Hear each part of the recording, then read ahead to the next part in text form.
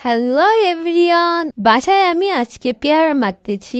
সত্যি বলতে পেয়ারা মাখাটা অনেক বেশি মজা হয়। আজকে আমি 2টা পেয়ারা মাখতেছি। এখানে পেয়ারাগুলোকে সুন্দর করে পরিষ্কার করে নিয়েছি, এগুলোকে সুন্দর করে কেটে নিব, এগুলোকে ছোট ছোট পিস করে নিব।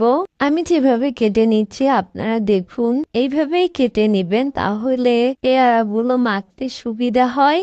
আর পেয়ারাগুলোর ভিতরে কিন্তু অনেক সুন্দরভাবে সব মশলাগুলো ডুববে। আর ঠিক এরকম সাইজ করে নিব সবগুলোকে। আমরা এগুলোকে একটা পাত্রে উঠিয়ে নিব।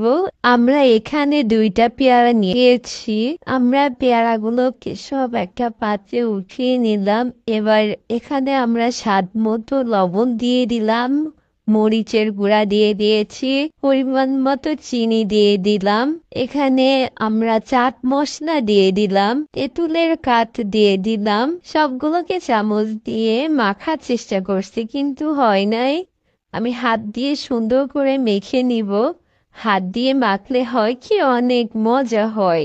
সবগুলোর সঙ্গে মশলা অনেক সুন্দরভাবে লাগে, কিন্তু যে চামচ দিয়ে মাখলে আর কি ওইটা হয় না। আমার মাখা হয়ে গেল।